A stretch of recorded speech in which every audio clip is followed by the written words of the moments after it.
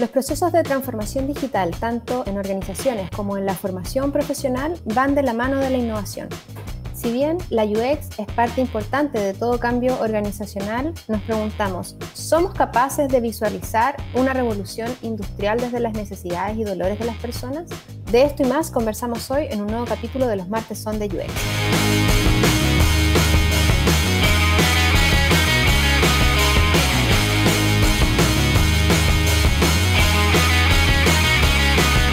Hola, sean todos, todes, bienvenidos a este nuevo capítulo de nuestro ciclo internacional de Los Martes Son de UX, y que tenemos que decir es el último del año. Así que, por favor, ahora aplausos de mentira en edición. Gracias. En este cierre de nuestro ciclo internacional, o del año más bien, nos acompaña desde México nuestro querido Víctor González. Hola, Víctor, ¿cómo estás? Bienvenido. Muchas gracias, muy bien. Bueno, darle las gracias a Víctor por estar acompañándonos hoy, contarles que él es CEO y fundador de Experientia, es una agencia consultora de estrategia y operaciones que ayuda a las organizaciones a crear mejores productos y servicios digitales desde la experiencia de usuario. Ha sido profesor, docente, investigador en la Universidad de Manchester, de la SUAY en Ecuador, en California, en Irving. Y hoy es profesor en el Instituto Tecnológico Autónomo de México, donde enseña sobre innovación, diseño de productos, gestión estratégica de la tecnología. Víctor, me gustaría preguntarte, para partir, ¿cómo se vive esta transición desde enseñar UX a ofrecerlo como un servicio a las empresas? ¿Cómo sales de la sala y luego te metes a esta sala de reuniones, digamos, a vender lo mismo que tú estás enseñando? Bueno, primero que nada, muchísimas gracias por la invitación y gracias por el espacio de poder compartir ideas. Algo que define por qué estoy haciendo lo que estoy haciendo es que yo me considero a mí mismo maestro, ¿sí? Eso es mi palabra. O sea, ¿cuál es mi propósito en la vida? Es ser maestro, ¿no? Y entonces el ser maestro, pues en ocasiones se puede dar en una aula, ¿no? Con un pintarrón, un pizarrón, en un contexto académico, pero definitivamente se da a otro nivel en el campo profesional. Entonces, cuando yo empecé a dar temas de diseño centrado en las personas, que es la manera quizás como lo puedo definir y globalizar lo que hago, de alguna manera mis alumnos me empezaron a impulsar a decir, esto que usted está dando, ¿sí? Muy respetuosos mis alumnos, esto que usted está dando, creo que sería valioso que se diera en programas de extensión universitaria, ¿no? Entonces empecé a dar muchos cursos de extensión universitaria en términos de ayudar a la gente con técnicas de diseño centrado en el usuario y eventualmente moverme más hacia evaluación de experiencia de usuario y eventualmente más hacia temas de pensamiento de diseño y estas cosas, ¿no? Pero eso fue como que un primer punto donde yo me daba cuenta de que, por un lado, mis alumnos de licenciatura se dormían, porque de alguna manera tenía que como que comprobarles la relevancia. Y entonces, la verdad es que... ¿A quién no le ha pasado? Sí, a quién no le ha pasado. Pero son muy cariñosos en el sentido de que me daban su confianza. Y bueno, se dormían, pero decían, bueno, creo que el profe está diciendo algo que tiene cierta lógica. Pero 1 o 2 años después de que salían de la licenciatura me hablaban, ¿no? Me decían, oiga, prof, eso que nos enseñó sí sirve. Entonces, bueno, pues sí, ¿no? Pero evidentemente eso es mucho más palpable cuando estás ya en extensión, cuando estás viendo a profesionales que están aplicando eso todos los días, ¿no? Entonces, hace 3 años, en 2017, tomé un sabático y bueno, decidí en 2018 hacer algo que pues cuesta trabajo, pero que era algo que era necesario, que era renunciar a mi posición de tiempo completo como profesor universitario y dedicarme al ejercicio de ser maestro, pero en un aspecto profesional a través de Experientia, ¿no? Y eso pues, nos ha llevado a sobre todo tener un espacio de flexibilidad en cuanto a la manera en la cual enseñamos lo que enseñamos. Porque realmente no es tanto el ejercicio, digamos, de dar cursos, es el ejercicio más bien de acompañar a las personas, de ayudarlos a tomar decisiones, se vuelve más en algunos niveles los servicios que hacemos más un coaching, ¿no? Un acompañamiento, ¿sí? Y también nos lleva a esquemas pues más interesantes de formación profesional como el que tenemos nosotros del programa de aprendices, que es un programa de 6 meses, intenso, práctico, pero también teórico, ¿no? Y es eso, ¿no? El hecho de creer firmemente que hay fundamento y que el fundamento es la base para hacer lo que hacemos y que ese fundamento es práctico. Entonces yo suelo robarme una frase que dice que nada hay más práctico que una buena teoría. Y entonces, cuando entiendes eso, te das cuenta de que al final el ser maestro de esas teorías te lleva a tener que comprobarlas en la práctica. Y ese fue el principio de la transición, este gran momento de decir, bueno, pues hay que, de alguna manera, establecer nuevas formas. Y la verdad es que fue muy grato la manera en la cual el ITAM aceptó mi renuncia. No me querían dejar renunciar. Pero al final se hizo, y yo sigo trabajando con ellos, sigo siendo profesor, imparto una materia en la maestría de marketing, imparto cursos de extensión universitaria, pero ahora pues digamos que mi principal preocupación es las 21 personas que integramos Experientia Studio Lab, y bueno, las personas que ayudamos con el programa de aprendices y todo demás de esquemas de evaluación y de coaching y de diseño de equipos, ¿no? Por más o menos un poquito la transición se dio a partir de seguir siendo maestro, pero en otro ambiente, ¿no? Oye, Víctor, quizá hay algunos temas que han sido motivadores de tu carrera, que es como, bueno, hablar de innovación, transformación digital, de lo que llaman a través del hackeo cultural. Según tu experiencia, ¿cuáles creen que son los elementos que quizás son reiterativos hoy día, ya que quizás estás trabajando con organizaciones que tienen mayor visibilidad de las organizaciones, para mejorar en la cultura empresarial, para que estos temas sean adoptados y efectivamente sean un cambio? ¿Y cuál es el rol de nosotros los diseñadores de experiencia en ese cambio? Bueno, le voy a explicar lo que yo alcanzo a ver. La verdad es que es muy limitado, pero al final de cuentas creo que son patrones que son muy, muy visibles en los retos que tienen las organizaciones. O sea, es muy sabido y comentamos siempre que cuando hablamos de transformación y de innovación, tenemos que tocar a las cabezas de la organización. Sabemos que este approach tiene que ser en muchas ocasiones bendecido, establecido por la cabeza y hacer el approach de arriba hacia abajo, ¿no? Y también sabemos, y eso es obvio, de que si no se opera por alguien, no se va a poder lograr. Entonces, a veces también decimos, bueno, ¿cómo hacemos las estrategias de abajo hacia arriba, no? Y nos movemos en esos mundos. Pero yo creo que un patrón que a veces perdemos de vista es la capa de lo que hace muchos años, ustedes están jóvenes, pero hace muchos años hablamos en computación del middleware, ¿no? Del nivel medio, ¿no?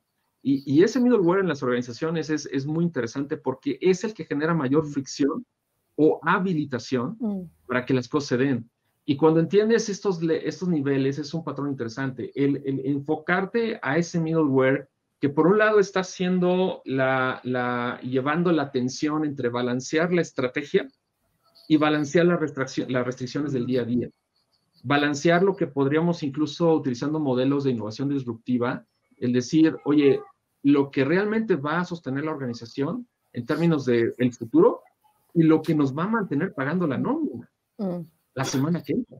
Claro. Entonces, esa tensión se da en ese nivel medio y en muchos esfuerzos de transformación y de innovación se nos olvida trabajar con ese nivel y entonces ese es un patrón que es interesante y que yo creo que tenemos que considerar los que estamos metidos en innovación, cómo trabajar a esos 3 niveles, ¿no? Otro patrón interesante es la experimentación, ¿no? Y aquí la cuestión del concepto de experimentación, sobre todo yo creo que en algunas empresas que son, no sé, vamos a llamarles muy ingenieriles, ¿no? Yo soy ingeniero, pero muy ingenieriles en cuanto a la acción, es que el inmediatismo de querer implementar algo lleva a que la sola idea de la experimentación suene retadora y a veces hasta negativa para otros contextos, ¿no? Sabemos que, pues, digamos, el pensamiento de diseño y mucho de lo que hacemos, pues no se entiende sino como una forma de experimentación. Aplicar pensamiento divergente y luego convergente, aplicar hipótesis, probar modelos, todo eso, el testing, todo esto que hacemos, pues es experimentación. Y creo que hay una parte que podemos conectar y que es un patrón para poder así que ir y de alguna manera evitar esos problemas donde la gente dice, no, yo no te traje a experimentar, yo te traje porque pues yo sé que sabes cómo hacer las cosas, ¿no? Experimenta en tu casa, ¿no? Entonces, cuando empiezan a ver que la experimentación es parte de un método científico, y que entonces eso le da estructura, y que además está manejado por hipótesis, y que además es la forma más segura, cosa interesante, segura de reducir la incertidumbre, ¿sí? Y manejar los riesgos, entonces cuando se vuelve precisamente el mejor método para poder hacer las cosas. Pero hay una cuestión de reconocer, hay un patrón de reconocer que la experimentación no es tan bien vista en las organizaciones, ¿no? Y para cualquier transformación, para cualquier innovación, tienes que partir de experimentación. Y hay un tercer punto, y con esto yo creo que podría redondear de patrón, que es esto de la cuestión y el hambre que tenemos de crear una estructura organizacional para hacer la transformación o asignar a alguien para hacer la transformación. O sea, esta cuestión de que las compañías normalmente dicen, bueno, ok, suena fantástico esto de la innovación y esto del UX y esto del service design, vamos a crear un departamento de innovación. Vamos a crear un laboratorio de innovación en el último piso del edificio donde ponemos los no sé cómo les llaman ustedes, no recuerdo, los futbolitos, le llaman nosotros chutagol, no sé cómo le llaman. Sí, vamos a poner los beanbags y todo lo cool, ¿no? Y vamos a tratar a gente muy cool para hacer esto, Ojalá, ¿no? Con harto vidrio. Exacto. Y entonces hacemos el teatro de la innovación, ¿no? Y hacemos todas estas cosas con mucha fanfarria. O asignamos, ¿no? No, hombre, trajimos a la persona que, hombre, los últimos 6 meses se bañó en Silicon Valley, ¿no? Entonces algo se le ha haber pegado, ¿no? Entonces tráetelo para acá, ¿no? Porque eso es. Entonces hay ese patrón también, la cuestión de querer generar la unidad o la persona en lugar de generar el proceso. Que digo, sabemos que no hay una palabra, es más poco sexy que proceso, suena así como que aburrido, pero es que en realidad el proceso genera el hábito, y el hábito genera el impacto hacia la cultura, y la verdadera transformación es de ese estilo, ¿no? Entonces, cuando hablamos de hacer un hackeo a la cultura, pues precisamente hablamos de eso, de cómo generar de manera estratégica estos elementos, y a sabiendas de lo que normalmente suele suceder, que es esta generación de un punto focal sobre el cual nos movamos, más bien establezcamos una estrategia que realmente permee, ¿no? Entonces son ideas en torno a lo que yo alcanzo a ver, que yo creo que ustedes, digo, por sus sonrisas y risas y por lo que yo creo que la audiencia también puede identificar, pues nos pasan en todas las latitudes, ¿no? Lo mismo en Santiago que en Ciudad de México. Y en ese contexto, bueno, teniendo esta experiencia docente tan fuerte, estando hoy día relacionándote con empresas, con distintas organizaciones, enseñando como rol de la innovación o de la transformación, ¿cuál crees tú que es el estado de la cultura empresarial ética en Latinoamérica en comparación a Europa o Estados Unidos, por ejemplo, que uno los ve como grandes potencias, como grandes referentes? Yo ahí no sé si a veces tenemos tarde o temprano los mismos vicios o efectivamente hay una brecha cultural que a veces se vuelve como intraspasable, digamos, hacia estas nuevas formas de trabajo. Es bien interesante esa pregunta porque, o sea, nos lleva a reflexionar respecto a quiénes somos y cómo nos afecta nuestro contexto social, ¿no? Y de alguna manera los valores sociales en los cuales estamos inmersos, ¿no? Y yo tengo la convicción de que de entrada todos los seres humanos somos iguales. O sea, de que al final de cuentas sí podrías encontrar problemas de burocracia en Bangalore y los podrías encontrar en Quito y los podrías encontrar en Eindhoven, en Holanda, ¿no? O sea, creo que definitivamente hay diferencias en cuanto a los contextos, pero todos somos humanos, ¿no? Entonces siempre va a haber esta cuestión, creo que de un reto en cuanto a veces querer establecer, digamos, ciertos idealismos en cuanto a que, no sé, en Alemania las cosas sí van a funcionar, pero también hay otras cosas que no funcionan. Y en Chile funcionan unas cosas muy bien y otras no funcionan. Entonces, ese es un punto de partida, ¿no? O sea, yo creo que el tratar de entender que al final de cuentas estas diferencias nos van a llevar a tratar de analizarlo con una perspectiva desde afuera Es decir, ¿cómo es que el sistema está operando? Es un enfoque mucho más sistemático, ¿no? ¿Cuáles son las variables que aquí juegan más que en otros lados? ¿Sí? O sea, los humanos van a ser humanos, pero ¿cuáles son los contextos que de alguna manera podemos considerar las variables contextuales que van a hacer que las cosas sean diferentes?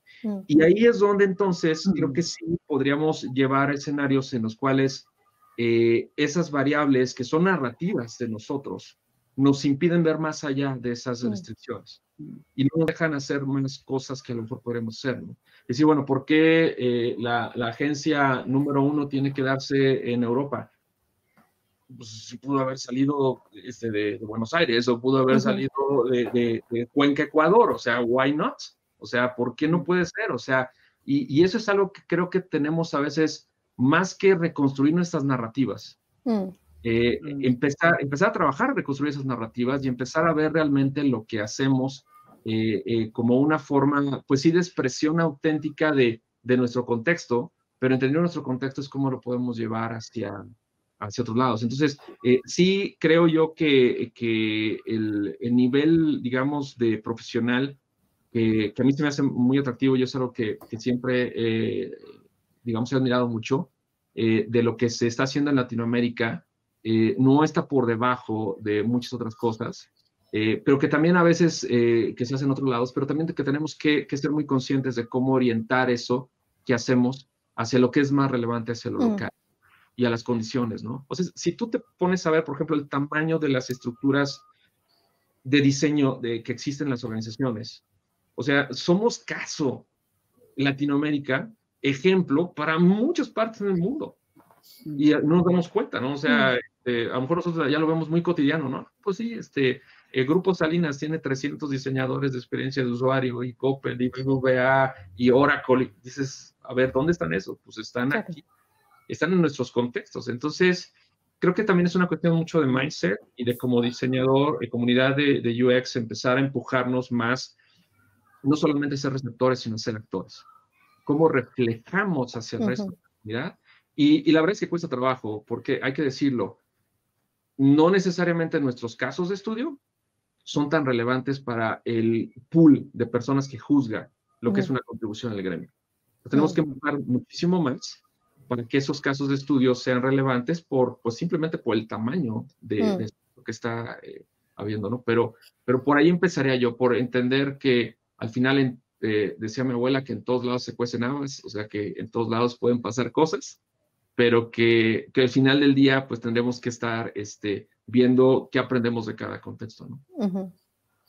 Oye, Víctor, bueno, este año hemos estado viviendo un año especial, ¿cierto?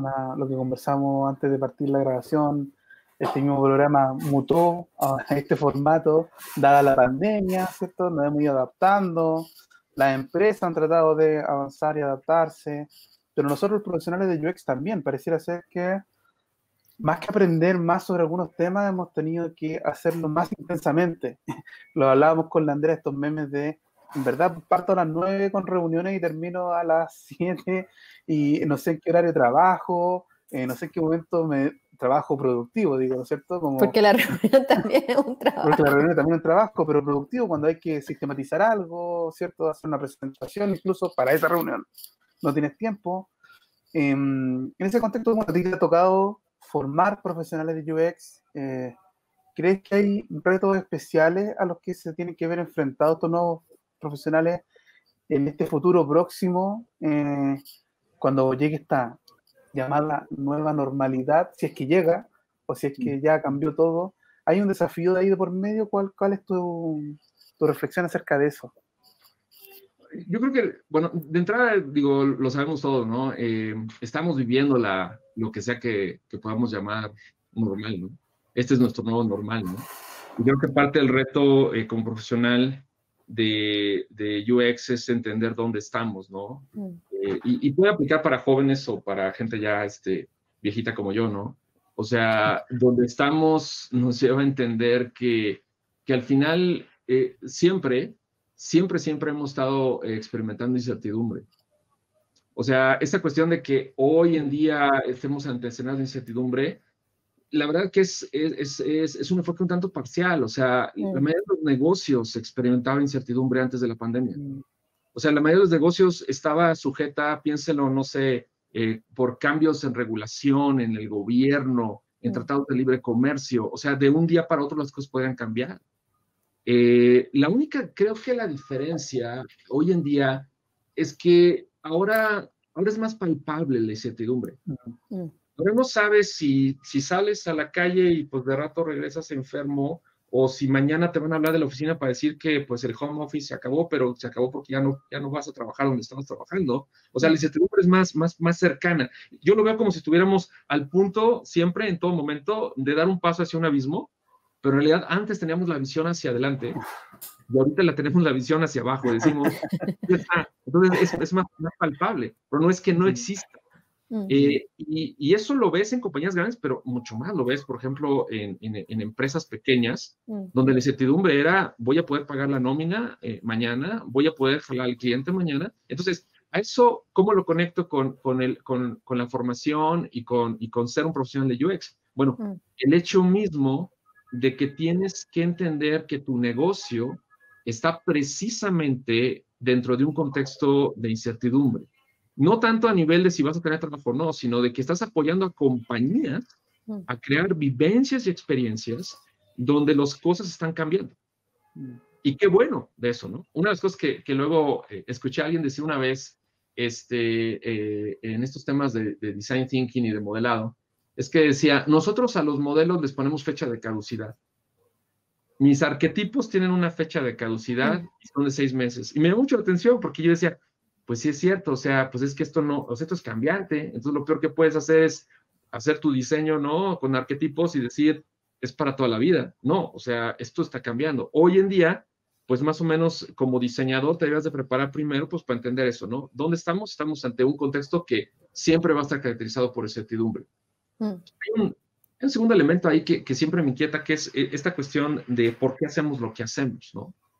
Y aquí tiene que ver mucho con el hecho de que como profesional de UX, tenemos que entender que los efectos de lo que hacemos van más allá del producto o servicio que estamos diseñando. O sea, estamos en la verdad, privilegiado campo de acción, que cualquier cosa que hagamos puede impactar lo mismo a operaciones que a desarrollo, que estrategia de marketing. Porque tenemos este acercamiento, yo le llamo no nada más a la voz del cliente, sino a la acción del cliente. Y entonces eso genera un escenario de posibilidades y muchas veces no alcanzamos a ver. Entonces, cuando empiezas a ver de por qué hacemos lo que hacemos, pues no solamente es para mejorar productos y servicios, es para mejorar un negocio, para mejorar una organización. Y en ese sentido, si lo ves hacia formación y hacia cómo te defines como profesional, pues tendrías que estar más consciente de que probablemente tus métodos, tus mindsets, la forma en la cual tienes que operar lo que haces, podrían nutrirse de disciplinas que no habías pensado antes. Claro. La gestión de personas, la psicología organizacional, la antropología, el cambio cultural, aspectos estratégicos. Entonces, como UX professional, empiezas a ver que vas más allá de los píxeles y te encuentras con las personas y con los mindsets y con las acciones. Ahora, no significa que estén mal diseñados píxeles. Es más, tiene que haber personas que hagan esto, sino que tu contexto es mucho más amplio. Es cuestión como de tener divergencia para poder converger en lo que es importante para ti en el contexto de donde estás, ¿no?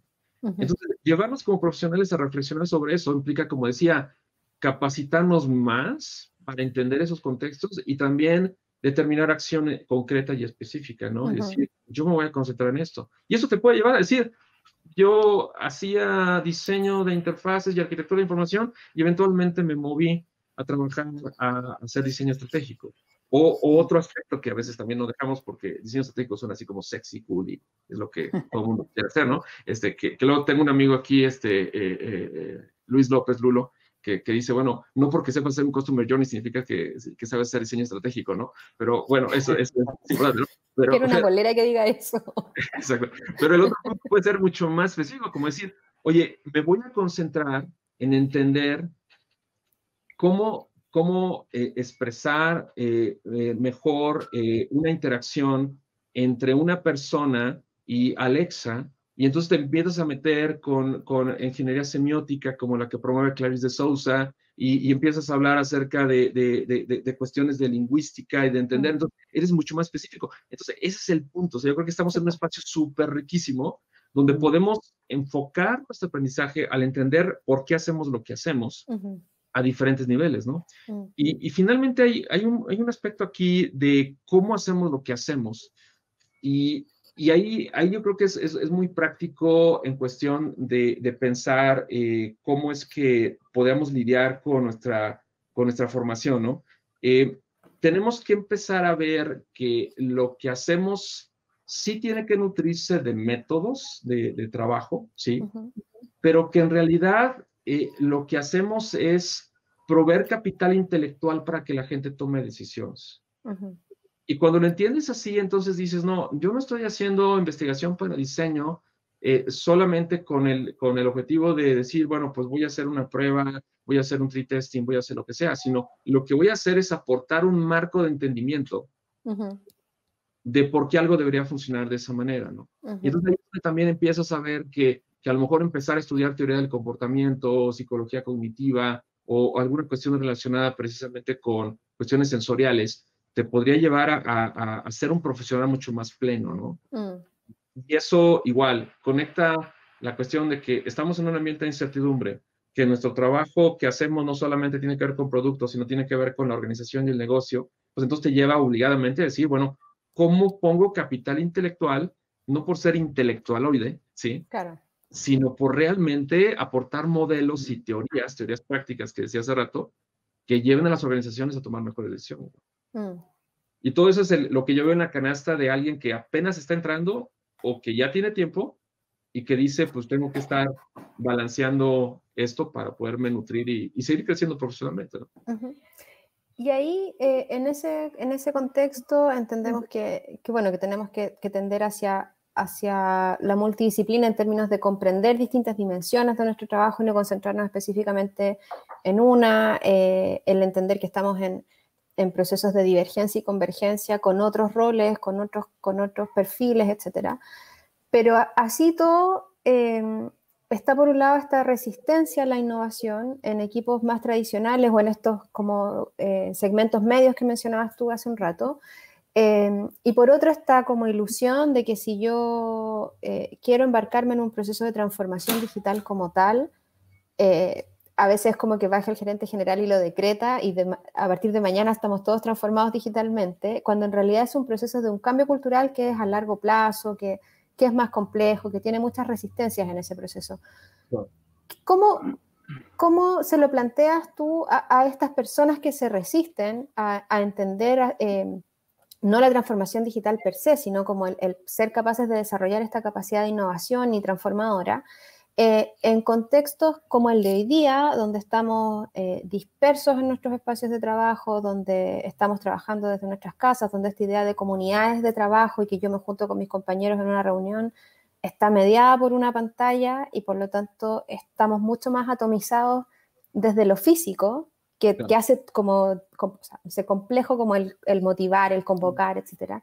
¿Qué consejos le darías tú a organizaciones que hoy día se enfrentan en estos procesos de transformación digital, que están un poco forzadas por el contexto, porque a esta altura deberías ya haberlo hecho y te diste cuenta que no alcanzaste, en medio de esta pandemia, a poder ejecutar un proceso de transformación digital que sea revelador y que sea positivo para la organización?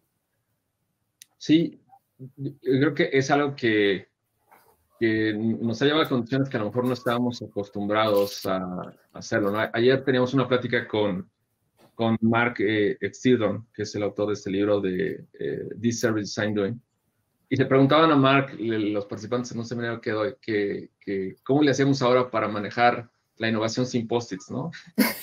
Entonces, o sea, bien interesante porque obviamente más allá de herramientas como Miro, Mural o otras cosas, o sea, aquí la cuestión es mucho más de lo que tú estás poniendo la dirección, Andrea. O sea, ¿cómo hacerle para que haya esta cohesión en ambientes distribuidos, ¿no? ¿Cómo crear un sentido de propósito común, ¿no? ¿Cómo establecer esta unidad en medio de la atomización que tenemos en de Zoom, ¿no? Y cosas así, ¿no? Yo creo que obviamente no hay una receta única, pero creo que trabajar hacia atrás, como dice Alan Cooper, ¿no? El working backwards, ¿no? O sea, la esencia misma de saber por qué haces lo que haces, de encontrar el propósito, de establecer en el día a día lo que hago yo está impactando directamente al tipo de transformación que queremos ser en nuestros clientes, ¿no? O sea, esos principios que son básicos y que nos llevan de movernos del espacio de la solución y de la operación a realmente el espacio de la esencia de que justifica el para quién es, el quién es al que estamos sirviendo, el qué cambio queremos saber el que estamos haciendo, que son 3 preguntas que nos hace siempre, bueno, que nos plantea, nos debemos de plantear. O sea, ese sentido de recuperar eso, independientemente de que sea a través de videoconferencia o sea a través de un medio presencial, creo que es algo que no necesariamente las organizaciones hacen. Y creo que no es porque no lo piensen, o sea, me ha tocado ver y tener reuniones con CEOs donde hablas y platicas con ellos y lo mismo gente de origen, por ejemplo, ¿no? Francés operando en México o gente oriunda de México operando en otro lado.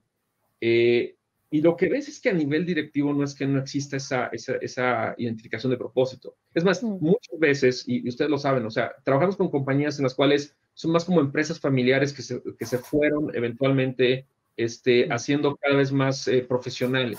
Pusieron su consejo administrativo y todo lo demás, y eso pasa mucho en nuestros países, ¿no? Y el detalle es de que cuando tú hablas con ellos, recuerdo una reunión que tenía yo en Culiacán, Sinaloa, en México, en una empresa con este tipo de perfil, y estaba haciendo un seminario o una plática acerca de diseño centrado en las personas. Y entonces yo les empezaba a hablar, ya saben, ¿no? Pues que de empatía y que de que hay que hacer trabajo de campo y que conocer las personas. Y levanta la mano en cierto momento de la reunión, no interrumpió, sino levantó la mano en algún momento que fue preguntas, el fundador, ¿no? Es un señor ya grande, ¿no? Y dice, doctor, eso que usted nos está diciendo es exactamente lo que yo hice cuando inicié este negocio. Dice, entonces yo aplicaba lo que usted nos está enseñando y dice, le voy a contar cómo lo hacía yo. Entonces, o sea, te das cuenta de eso y dices, es que, o sea, a nivel de alguna manera directivo y sobre todo a nivel o incluso a nivel de la gente que se autoselecciona para hacer la innovación, no hay reto en cuanto a que ese sentido de propósito se pueda recuperar o se pueda hacer palpable. Yo creo que donde tenemos grandes retos es precisamente en la parte más operativa. En la parte que a lo mejor nos encasillamos a pensar, pues yo lo que hago es dar líneas de código. ¿Y para qué? ¿O para quién? Entonces, regresando al punto, es una cuestión de mantener palpable esto. O sea, así como estamos hablando de que este abismo que está abajo de nosotros siempre ha estado, nada más que no lo veíamos porque tenemos los ojos puestos hacia adelante, ¿no? Pues, pero ahí estaba, la posibilidad existía. Yo creo que lo mismo pasa tenemos que tener palpable a las personas que servimos, ¿no? Y obviamente, pues hay diferentes formas de hacerlo. Y yo creo que una de ellas puede ser precisamente a través de estos medios, pues innovar la forma en la que hacemos, ¿no? A mí me sorprende mucho que a veces, cuando empezó todo esto de la pandemia, yo escuché mucho en el gremio decir, no, pues es que ahorita ya vamos a poder hacer trabajo etnográfico y eso no se puede y todo. Entonces, así como me quedaba y decía, ¿en serio estamos así como que en ese punto? Y a lo mejor para nosotros, y sin arrogancia por medio, pero lo que pasa es que nosotros empezamos remotos, 100%. O sea, todo lo que hacemos desde que empezamos es remoto. Entonces, como que nos era muy natural el saber que sí se podían ciertas cosas. Obviamente, las cosas las hemos ido aprendiendo conforme pues, y esto se ha extendido, ¿no? Pero yo pienso decir, bueno, hacer una indagación contextual, pedirle a la gente que agarre su teléfono celular y que haga lo que hace mi hijo Samuel, ¿sí? Mi hijo Samuel cuando pues, extraña a los abuelos. Entonces, lo que hace es que a veces el sábado o algún día, fin de semana, cercano al fin de semana, toma mi teléfono, me lo pide, me dice, les voy a hablar a los abuelos. Entonces, yo al principio, cuando me dijo la primera vez, les voy a hablar a los abuelos, yo dije, no, pues se va a poner ahí a platicar, ya sabes. No, él agarra la cámara y entonces se empieza a hacerles un tour por la casa y les muestra, y esto fue lo que hicimos, y estas son las plantitas que plantamos y van creciendo, ¿no? Y luego le dice a la abuela, ahora quiero que me enseñes tu casa, ¿cómo está? Entonces, dices, Samuel es un ejemplo, ¿no? De cómo hacer indagación contextual, ¿no? Y él le enseñó, ¿no? Entonces nosotros que nos dedicamos a esto, realmente creo que podemos ser muy creativos en cuestiones de acercarnos a esa realidad. Y creo yo, redondeando un poco la idea, que precisamente esta cuestión de esta habilitación tecnológica, para bien o para mal, lleva a que las empresas empiecen a decir, oye, pues la verdad es que este modelo de que alguien me hiciera la investigación de campo y de que después llegara con resultados y me mostrara video, como que podría cambiar a que yo tuviera esta acción del cliente directa, mediada, a través de tecnología, y entonces empezar a precisamente tener ese sentido de propósito recuperado por lo cotidiano que se vuelve tener esas ventanas y poder ver cómo mis clientes en Medellín están actuando, aunque yo esté en Ciudad de México. Y entonces ese yo creo que ese elemento de abrir ventana, entonces te lleva a recuperar propósito y que el propósito pueda guiar la innovación a través de este permeo que tienes ya más cercano. Y que yo la verdad no le veo vuelta de hoja, al contrario, yo creo que más bien esto se va a acelerar y vamos a querer, yo diría, decimos en México, ser más metiches, ¿no? O sea, andar en la vida de los demás, o sea, tratando de ver cómo nuestros clientes ahora hacen las cosas. Entonces vamos a querer, digo, yo creo que Samuel, mi hijo, va a tener mucha chamba porque va a tener que explicar la técnica de cómo puedes ser más metiche a través de estas ventanas de los teléfonos. Aparte que, bueno, a Samuel tú lo has llevado a congresos de experiencia de usuario y ya está... El senior ya está casi especialista, ya está acá, tú puedes trabajar contigo claramente. No la compañía.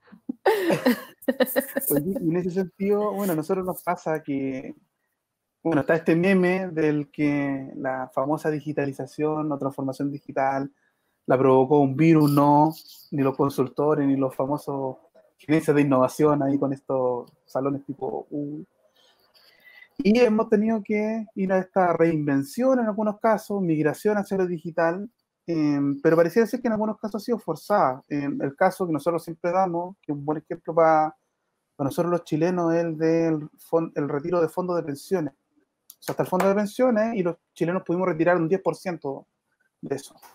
Y fue un proceso digital porque entendíamos que no podíamos llevar a la gente a una sucursal, una sala de atención. El problema es que nos dimos cuenta que había una brecha digital. Gente que no tenía acceso a internet o que no tenía un computador, que solo tenía un teléfono, que tenía que compartirse el teléfono. Uno de los requisitos era usar correo para que te llegara la información. La gente no usa correos. Nos dimos cuenta de golpe de esta realidad. Y ahí hago el link con lo que tú decías. Quizás esta capa intermedia en las organizaciones es la que se vio afectada por esto, ¿cierto? Como la decisión, tenemos que hacer este cambio, y la capa mía dice, bueno, es que no puedo, me falta infraestructura, me falta tanto, no tengo gente. ¿Qué variables consideras tú que han sido quizás las más afectadas en el mundo de la transformación digital de cara a esto que estamos conversando? Forzado, ¿cierto? Nos dimos cuenta de la brecha digital y otras realidades. Sí, yo creo que definitivamente, como dices, es el asumir que todos digamos que todos iban a operar de cierta manera a partir de modelos sesgados en cuanto a la disponibilidad tecnológica o el conocimiento mismo del manejo de la tecnología, ¿no? Que eso también en sí mismo es algo que tenemos que ser muy cuidadosos, porque, o sea, el hecho de que hoy, por ejemplo, demos por sentado que un 80 y tantos por ciento, a veces más, 90 y tantos por ciento tiene un teléfono celular de ciertas características, ¿no? Hace 6, 7 años era como la gran barrera, ¿no? Decimos, no, es que no todo el mundo tiene smartphones, ¿no? Y ahorita dices, pues, o sea, se está cambiando, ¿no? Es un moving target, ¿no? Entonces, como que sí tenemos que ser muy cuidadosos en decir, a ver, ¿qué tanto de alguna manera, sí, efectivamente, hacemos un diagnóstico de elementos que nos lleven a decir, estos son los elementos que definen nuestro actual, y cómo es que eso, y con qué velocidad se va a mover hacia otra dirección? Entonces ahí es donde hay que tenerlo sobre esa perspectiva, ¿no? Sin embargo, regresando al punto de cuáles son los elementos, yo creo que uno es precisamente estos supuestos falsos en cuanto a con qué contamos y qué éramos capaces de hacer. Por otro lado, otra de las barreras yo creo que más viene la cuestión de la incapacidad de las organizaciones de confiar en su gente. O sea, hay un gasto innecesario en monitoreo de la gente que muchas empresas han hecho, ¿no? O sea, se vuelve hasta ridículo, ¿no? La cuestión de estar midiendo tu tiempo, o sea, trust, o sea, confía en la gente, o sea, la gente de alguna manera O sea, te iba a boicotear o no iba a hacer su trabajo en su cubículo como lo va a hacer en la sala de su casa. Entonces es una cuestión también que fue una gran barrera, creo, y que eso impidió, sinceramente, que muchas, y eso lo digo en el caso de México, desconozco el caso de su contexto, pero en el caso de México tú viste grandes corporativos que no hicieron una acción de trabajo desde casa, nada más por el hecho de que no confiaban en su gente. Y perdieron oportunidades enormes y después hicieron el catch-up cuando dijeron, ay, pues es que deberíamos de haberlo hecho antes porque nos estamos gastando un montón de dinero en las rentas de edificios. O sea, yo cuando empezaron a verlo, y a veces hasta mal, ¿no? Que dices, oye, son unos codiciosos, avaros, ¿no? Decir, pues se dieron cuenta de que evidentemente la gente podía operar desde afuera y además iban a transferir costos de operación hacia los empleados, colaboradores, y además se podrían ahorrar rentas, ¿no? Entonces, creo que esas son las grandes, o sea, esas son unas, ¿no? O sea, la barrera de la confianza como variable, confianza, impidió que muchos procesos de transformación se dieran. Otras que yo creo que también, o sea, incidieron mucho, tiene que ver precisamente con la falta de entendimiento de lo que significa el fenómeno de manera global. Nosotros hemos hecho, tanto en experiencia como con algunos proyectos que he hecho con alumnos de posgrado en Ecuador y en México, pues yo puedo decir que ya cientos de entrevistas a personas que trabajan desde casa, mujeres, y que están además guiando a sus hijos en educación, hacer el estudio desde casa. Y la verdad es que es impresionante lo que tú puedes ver de cosas que no habías previsto. O sea, de entrada, por ejemplo, la dotación de infraestructura de alta velocidad en espacios residenciales.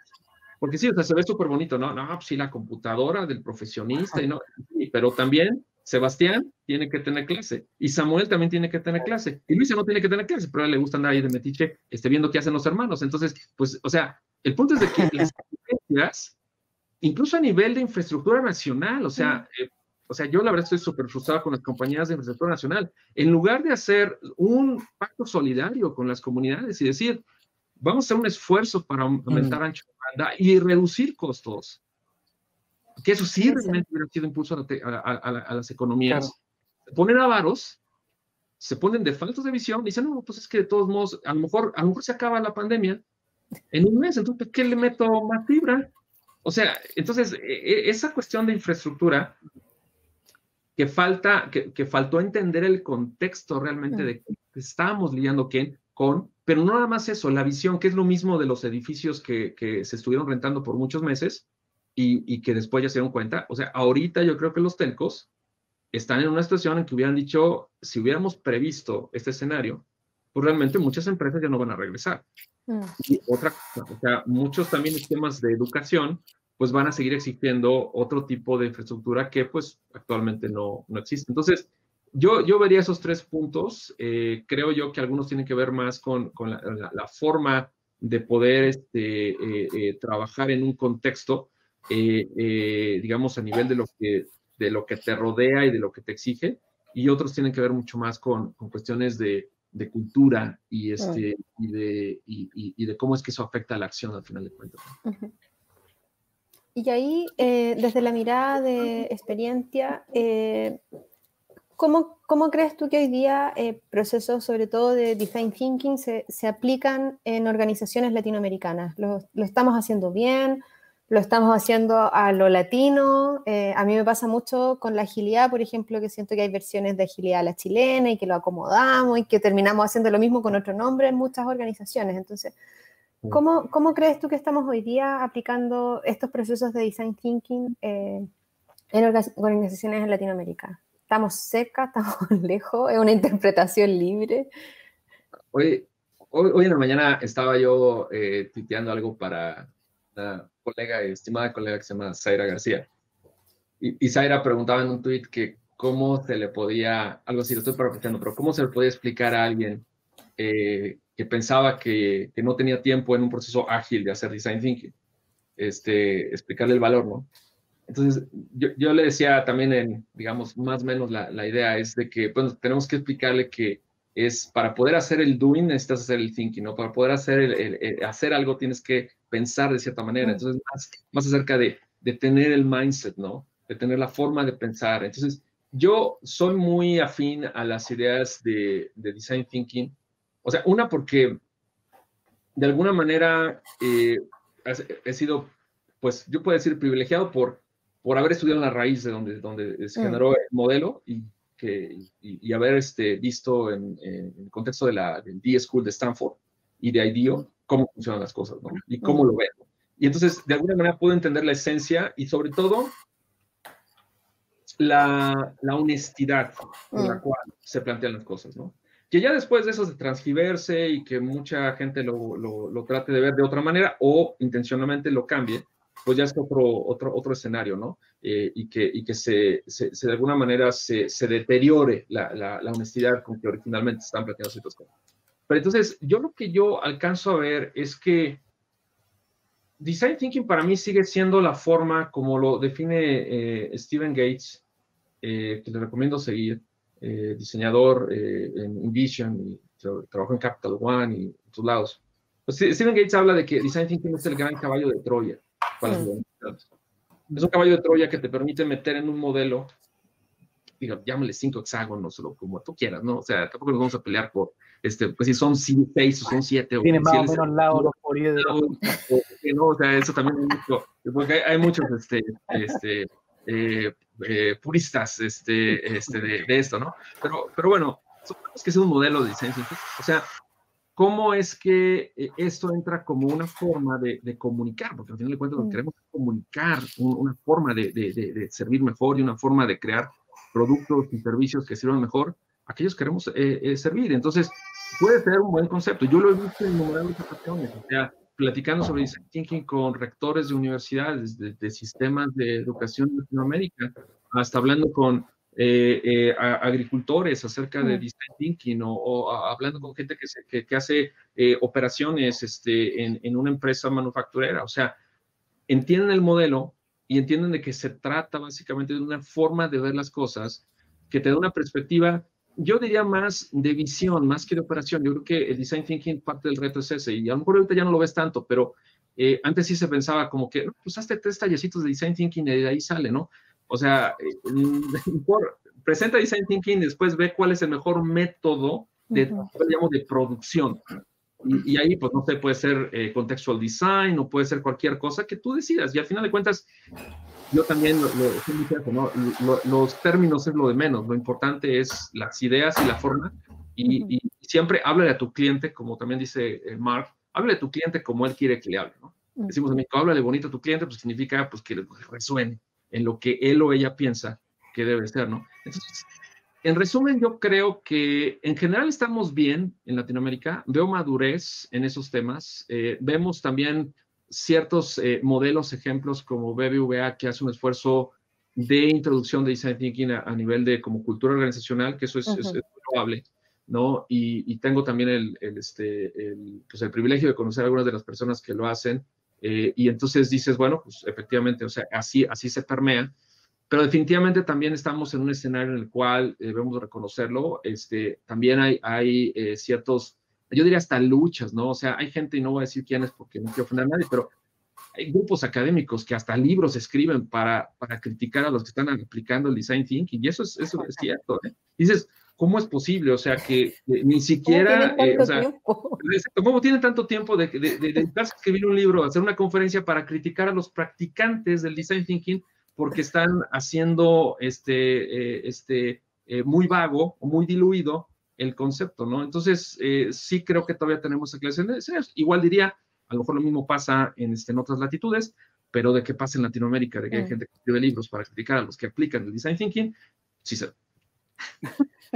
Oye, bueno, y hablando de libros, bueno, tú hiciste esta traducción de Lean versus Agile versus Design Thinking, este trabajo que hiciste con Gotthelf para traducirlo.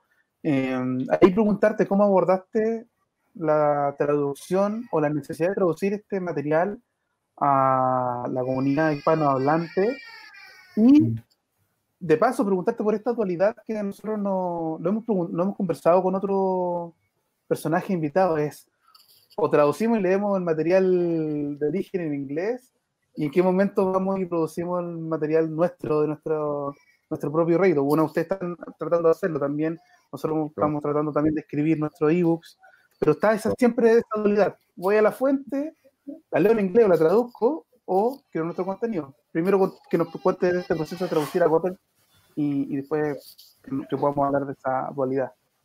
Claro. Bueno, lo primero es que, y ahorita lo platicaba hace un momento con el equipo de leads de Experientia, ¿no? O sea, yo soy una persona que piensa que detrás de cada libro hay una persona, una familia, o alguien con una pareja, con mascotas, que lo mismo le cuesta trabajo levantarse en la mañana, que a veces le da diarrea, y a veces se le revienta el coche media carretera. O sea, son seres humanos, ¿no? Y los autores del libro son seres humanos, y están sujetos a errores y a limitaciones, como todos, pero son humanos. Entonces, algo que a mí, la verdad, que siempre me ha impulsado es tratar de entender a la persona detrás de las ideas, ¿no? Y bueno, he tenido el privilegio de que la gente, o sea, que tiende a verme con curiosidad, y eso te lleva a que pueda haber confianza. Entonces, por ejemplo, con Jeff, no recuerdo, a veces soy muy de mandar correos, ¿no? Y decir, oye, estuve leyendo esto, no sé, por ejemplo, a Steve Portigal, ¿no? Y estuve leyendo o vi tu clase en tal lugar y quiero ver si la puedo traducir al español, para ponerla en nota de Medium, y creo que sería de beneficio, ¿no? Entonces hago mucho eso porque ahorita ahondo un poquito más en eso, pero creo yo que tiene que haber material en español. Pero en el caso de Jeff, pues creo que lo invité un par de veces a dar pláticas remotas a alumnos míos, y eventualmente llegó a mi atención este libro que escribió. Creo que lo bajé en Kindle, lo leí porque es un libro, pues ya saben, súper cortito, y en unas horas. Y después de que acabé de leerlo, dije, bueno, o sea, esto debe estar en español. Entonces le escribí, tan veloz como suelo ser, y le digo, oye, pues, ¿qué tal si lo hacemos en español? Pues no lo había pensado. Dice, es un self-published book, entonces pues, yo lo puedo hacer. ¿Lo quieres hacer? Le digo, pues sí. O sea, dice, ¿y cuánto va a ser? Le digo, no, pues no, o sea, no va a ser de nada. O sea, en todo caso, si quieres, ahí menciona que te ayudé a traducirlo, a ver cómo queda, ¿no? Y ese fue el esfuerzo, ¿no? Yo creo que, volviendo un poco al tema de cómo deberíamos de leer, o sea, yo creo que algo que a veces perdemos de vista en comunidad profesional es que hemos sido privilegiados por la educación que hemos tenido, por los contextos que hemos estado, por las oportunidades que la vida, Dios o quien sea te ha dado para tener lo que tú tienes, ¿no? Y reconocer eso nos lleva a ser, pues, por un lado, humildes, y por otro lado tenemos que ser generosos. Y pasa lo siguiente, hace como 6 o 7 años, me invitaron a dar un taller en Ecuador, en Cuenca. Entonces yo llegué, di mi taller, empecé a darlo, tenía mis láminas en inglés. ¿Por qué? Pues porque a mis alumnos del ITAM pues les ponía láminas en inglés, videos en inglés. Entonces, la persona que me invitó me dice, después de que me invitó a comer ese día, yo daba las sesiones un sábado, empezaba de 8 a 2 de la tarde, y luego el lunes, a partir del lunes, había que seguir con las sesiones, ¿no? Entonces ese día, el sábado, me invita a comer, ¿no? Y me dice, oye, Víctor, no, estuvo súper bien tu primera sesión y los chicos están súper entusiasmados, es un curso de nivel maestría, nada más que hay un pequeño detalle. Dice, creo que sí sería bueno que un poquito elaboraras más en las láminas que están en inglés, y si se puede, pues que pongas videos en español. Entonces yo dije, qué mendigo arrogante soy, o sea, que no me di ni siquiera la tarea de preguntarles si realmente estaban captando. Y entonces ese día, ese sábado, le dije, ¿sabes qué? Ok, perfecto. Ese sábado de la tarde, yo me iba a salir ahí a Cuenca, no sé si conozcan, pero me encanta Cuenca, entonces dije, pues me voy a salir a turistear. No, me puse todo el día y todo el domingo, o sea que ni modo, no respeté fiestas de guardar, y en domingo me puse yo a traducir todo al español. Y la verdad que fue una revelación, o sea, porque al final del día creo yo que sí tenemos que reconocer que mucha de la gente puede absorber el contenido en inglés o en francés o en alemán, está bien, pero realmente si queremos que esto permee, pues podemos de alguna manera hacer dos cosas, y eso también es importante. O sea, sí traducir y llevar las comunidades, pero también empoderarnos, como decía al principio, de que nosotros podemos también producir. Porque no se trata nada más de adoptarlo, sino estaremos una forma como de colonialismo, si lo quieren ver así, sino una forma de balancearlo y tampoco rechazarlo, porque esa es la otra, ¿no? Yo de repente presento modelos en algunas sesiones y si hay alguien que me puede decir, pero es que eso funciona en Stanford y además esa es una forma de inducción del pensamiento gringo. O sea, a ver, seamos maduros, ¿no? O sea, podemos terminar en ambas vías, ¿no? Y bueno, o sea, creo que esa es parte del compromiso. Creo que hay necesidad mucho de contenidos en español, pero sobre todo yo lo vería porque puede ser precisamente el conocer a los autores y el empezar a traducir contenidos. Puede ser que pues, el nuevo texto de los 100 cosas que la gente debe de aprender acerca de las personas no va a ser de un autor que se apellide Benjek, sino se va a apellidar Pérez. ¿Por qué? Oye, ya para ir cerrando, ¿qué retos entonces o qué desafíos podemos proyectar en el futuro de nuestra disciplina a partir de lo que tú conoces de la realidad en México, de Latinoamérica? ¿Y qué aporte podemos hacer desde ese punto de vista como profesionales en este tema? Hemos mencionado la empatía, hemos mencionado sortear la desigualdad, pensar en este otro. ¿Qué desafíos ves tú en esta nueva forma, digamos, de estar con la incertidumbre aquí respirándonos en la oreja para el futuro de los profesionales en UX? Hace algunos días, creo que como 10 o 15 días, estaba platicando con una persona que estaba haciendo una investigación acerca precisamente de oportunidades de educación, ¿no? Y cómo balancear esta cuestión de la gran cantidad de contenidos y de espacios de capacitación que existen en línea, ¿no? Muchas iniciativas muy valiosas que están haciendo. Y también a veces los retos que hay relacionados con la formación un poco más formal, vamos a llamarle así, ¿no? Que viene de la academia, ¿no? Y estas cosas, ¿no?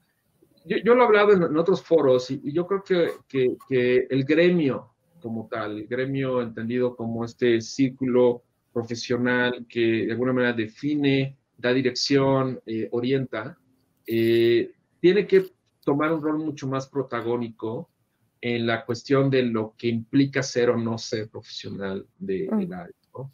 Mucha gente no le gusta este mensaje, piensa que estas cuestiones de certificaciones o cosas así por el estilo, no deberían de darse y como que deberían de simplemente dejarse, porque estamos en un escenario como el que, insisto, ustedes son más jóvenes, pero algunos de nosotros nos tocó ver cómo es que la informática del país se definió no por licenciados en informática o en sistemas computacionales, que no había, eran químicos, eran ingenieros civiles, eran arquitectos, es más, algunos de ellos son Chief Information Officer de corporativos importantes en nuestros países, y profesores encumbrados, ¿no?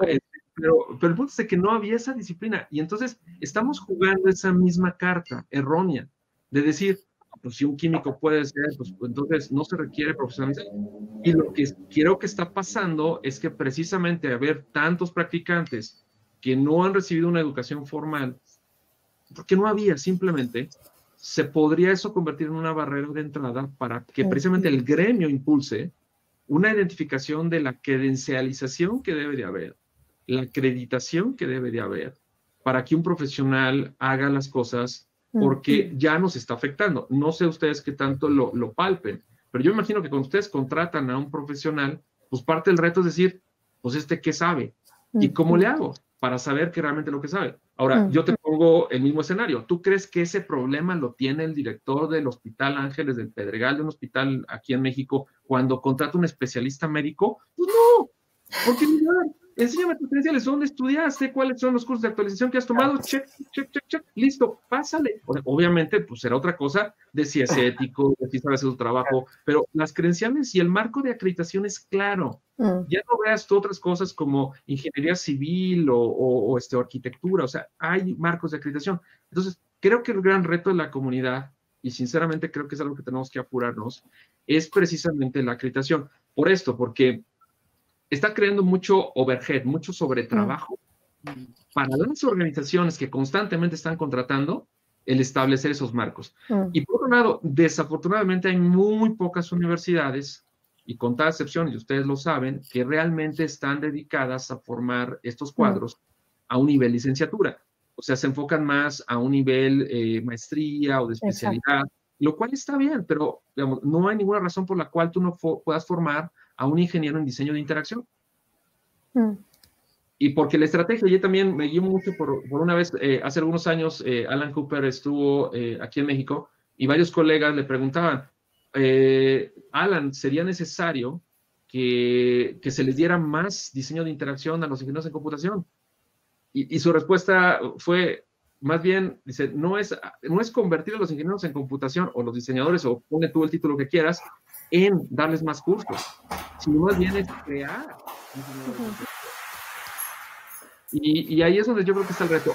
Probablemente estoy cayendo en un tema que aparentemente es académico nada más y de formación, pero si se ponen a pensar, tiene que ver con todo lo que es el gremio y con toda la industria y muchas cosas muy prácticas, como cuánto se le debería de pagar a una persona de acuerdo a las credenciales y cómo es que incluso ya a nivel empresa, que ustedes también lo viven, cómo es que nosotros ponemos una propuesta hacia un cliente con un cuadro, que al final de cuentas no deja de ser humano, de profesionales que tienen ciertas capacidades bien identificadas. Entonces, pareciera ser completamente un tema de, pues déjense las universidades que lo resuelvan, pero primera, no lo van a resolver ellos, y segunda, creo que tenemos un gremio muy maduro, toda su lista de invitados, y obviamente ustedes mismos, habla de una madurez que existe en el gremio, que es loable y que es admirable lo que están haciendo, y que definitivamente simplemente es orientarla, ¿no? Y cierro con esto. Una vez di una plática como esta y me dijeron, alguien levantó la mano en una conferencia en Guadalajara, me dijo, oye, Víctor, ¿y cuándo vas a empezar tú a hacer esa definición de gremio? Entonces le dije, no, ¿cuándo van a empezar ustedes? Le digo, yo ya soy muy viejito, le digo, les toca a ustedes. Pero obviamente es una cuestión de que esto no va a surgir de una persona, tiene que surgir de un esfuerzo colectivo que se aboque eso. Y creo que la gran ventaja es de que sí hay ese colectivo. Y ahí solo para cerrar, porque parte de la formación y de la especialización es un dolor que nosotros también tenemos con Rodrigo como profesores, y a veces nos tildan un poco de pesados porque hablamos del rigor, de la metodología, de lo importante de tener marcos teóricos para poder trabajar. No sé, hay ciertos libros que te tienes que leer antes de embarcarte en cualquier disciplina relacionada al diseño de experiencia, el cómo aprendemos, etc. ¿Tú crees que estos nuevos modelos de cursos en línea de organizaciones no académicas, quiero hacer ahí bien la distinción, que a rato es como llame ya y en 3 horas conviértase en lo que usted quiera, también le ha quitado el rigor a nuestra disciplina por un lado y ha levantado agencias y perfiles que se vuelven como un sí a todo lo que el cliente te dice, perdiendo de vista los procesos que son tan importantes? Tú lo mencionabas ya hace un rato. Proceso siempre es sinónimo de que es algo que se va a demorar, que es algo que puede resultar más lento. No nos estamos pegando un poco un disparo en los pies, como decimos acá, con este fomentar el que todos tengan que aprender diseño de experiencia de la manera que puedan. Pues sí, o sea, estoy de acuerdo. O sea, yo creo que hay retos, pero también hay que verlo como síntoma, ¿no? O sea, ¿por qué se está dando eso? Se está dando eso porque hay una demanda.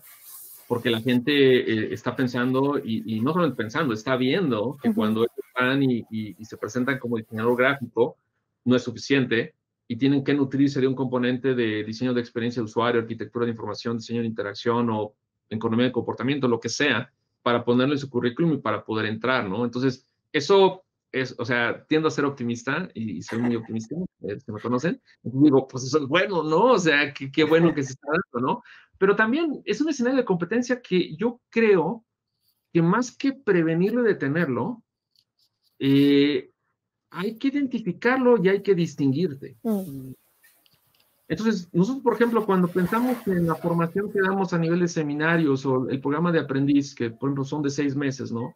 Y que es súper inmersivo y que ven cuestiones de fundamentos de diseño de interacción y métodos y formas de presentar información y reportes y todo eso.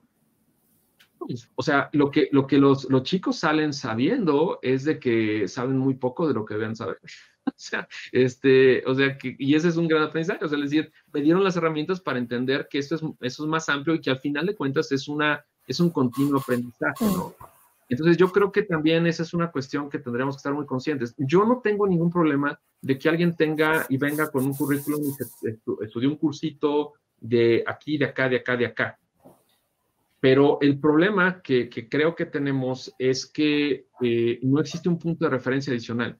O sea, sí, o sea, ¿qué previene un médico de irse a una conferencia de Pfizer o una conferencia de Moderna o una conferencia de quien quieras? O irse a un cursito que da la Universidad Patito ABC o lo que sea. O sea, nada. O sea, él puede poner en su currículum tanto las cosas que son, digamos, las que el gremio reconoce como cosas que no.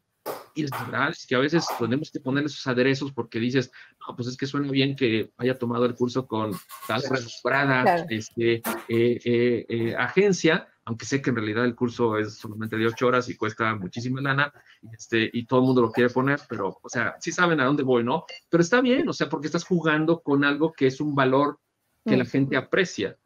Pero definitivamente eso no debería reemplazar el hecho de que además tuvieras en un currículum elementos muy claros de acreditación o certificación que te den un punto de referencia.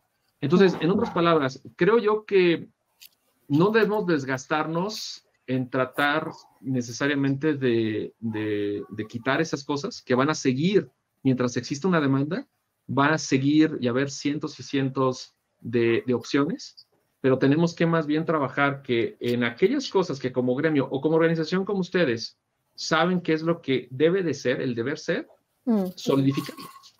Y solito debería de distinguirse.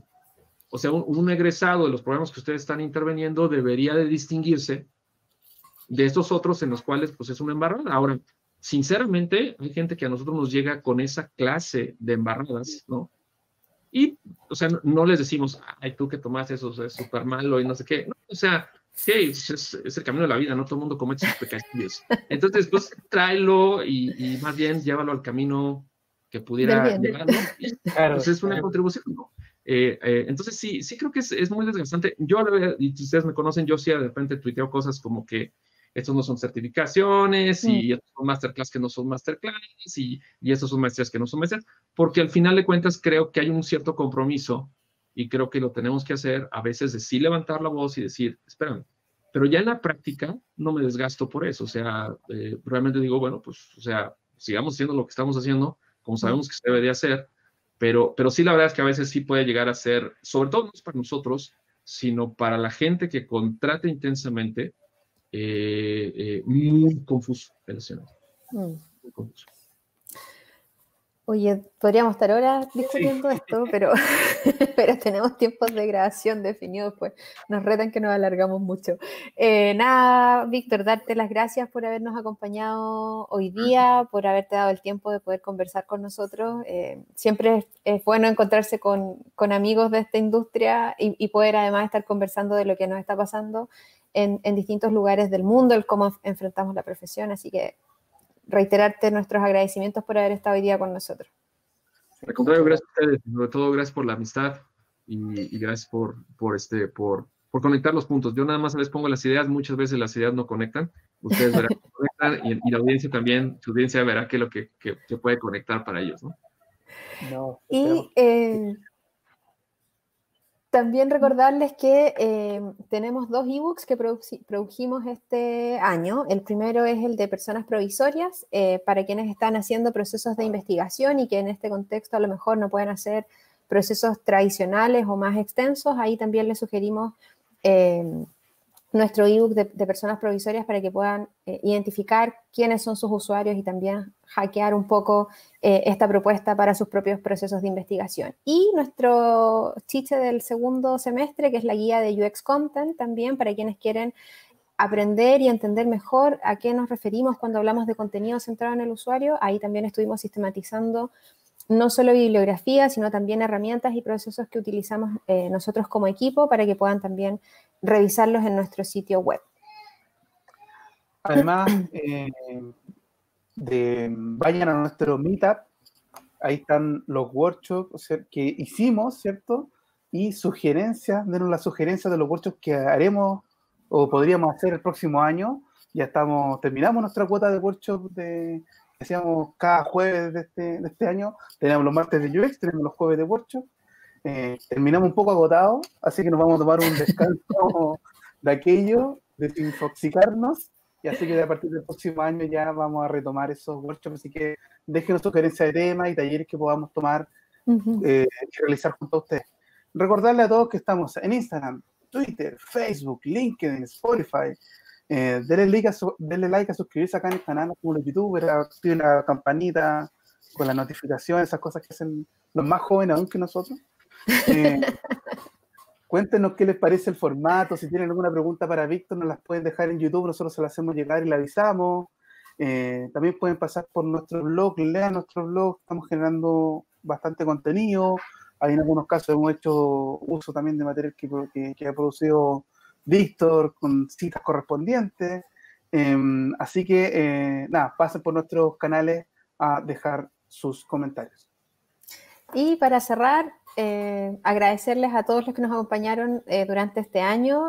No pensamos que íbamos a terminar el año grabando de esta manera, pero ha sido muy entretenido y muy inspirador también conocer en profundidad a personas que hoy día trabajan en diseño de experiencias de distintas partes del mundo. Así que muchas gracias a todos nuestros invitados e invitadas. Creo que recorrimos una variedad enorme de temas cada martes y se nos empezó a volver un hábito ya el estar haciendo estas grabaciones. Así que agradecerles mucho a quienes participaron y en especial a ti, Víctor, por habernos acompañado en este último capítulo del año. Así que un tremendo honor que hayas estado también hoy día con nosotros. Y a quienes nos acompañan desde sus distintos dispositivos, nos vemos el próximo año en un nuevo capítulo de Los Martes son de UX. Que estén muy bien, felices fiestas y nos encontramos la próxima semana. Profesional de diseño de interacción, creo que lo conocen, que se llama Rodrigo Vera, que podría tener mucha influencia en que esos oídos se abrieran hacia ese tipo de perspectiva, ¿no? Sí, está ahí, siempre desde la sombra, rodeándose de gente más importante.